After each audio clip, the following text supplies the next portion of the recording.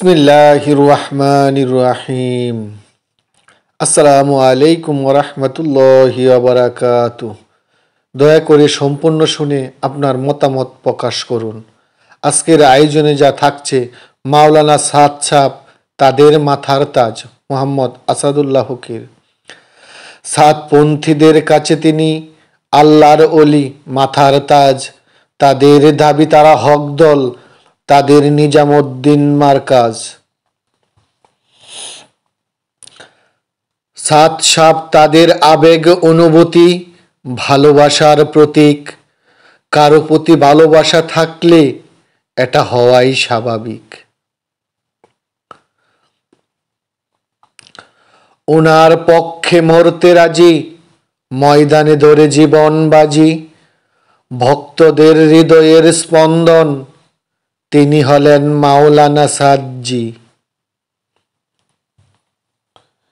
ইলিয়াস রহমতুল্লাহ আলাই এর উত্তরসূরি, তিনি তাবলিগ জামাতের আমির।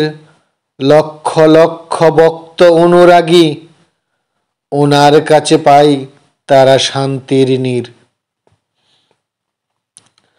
তাই ওনার অপমান মেনে নিতে পারে না তার ভক্ত অনুরাগী।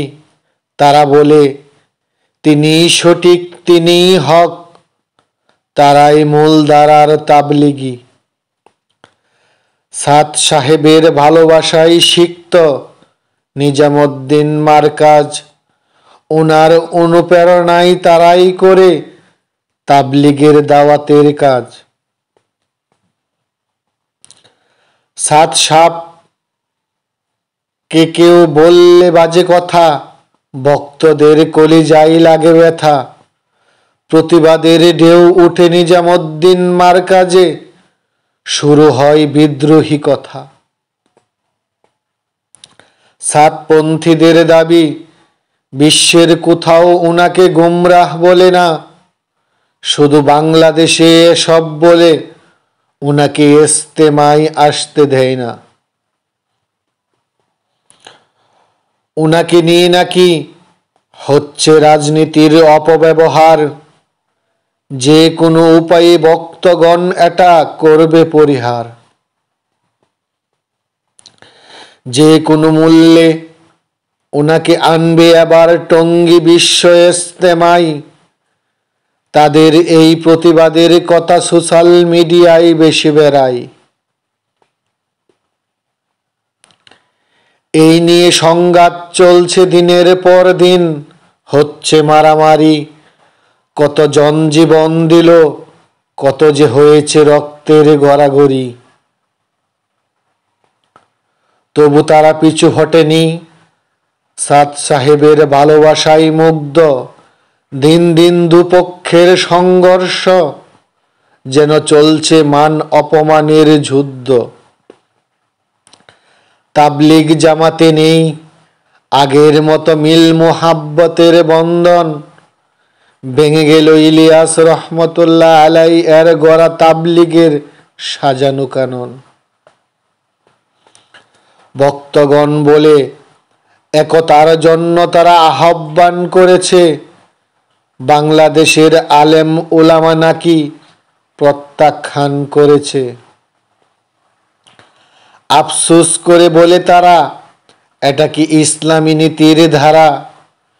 কিভাবে মুসলমান মুসলমানকে বলে পথভ্রষ্ট গুমরা।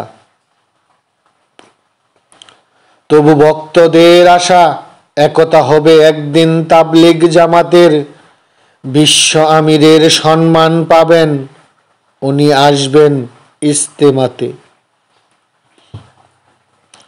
আমরাও চাই তাবলিগ জামাতের সেই একতার দিনগুলো ফিরে আসুক, সেই শান্তির দিন। শেষ হোক এই আঁধার কালো।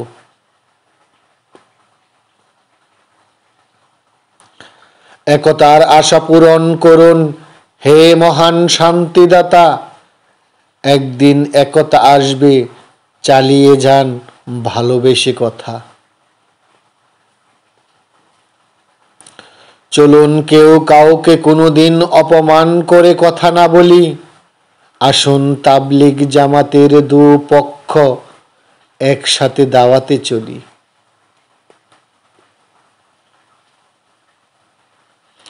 ইনশাল্লাহ মাওলানা জুবায়ের সাহেবকে নিয়ে আগামীতে একটি কবিতা লিখব। আল্লাহ একদিন না একদিন তাবলিগ জামাত এর একতা ফিরে পাবে। আবার নতুন করে দাওয়াতের কাজ একসাথে করা হবে। মহান আল্লাহ পাক তাবলিগ জামাতের উপর সহায় হন। সবাইকে আল্লাহ ভালো রাখুন, সুস্থ রাখুন, সকল প্রকার ফিতনা হতে হেফাজত করুন। আমিন আমিন আমিন। আল্লাহ হাফেজ। আসসালামু আলাইকুম ওয়া রাহমাতুল্লাহি ওয়া বারাকাতুহু।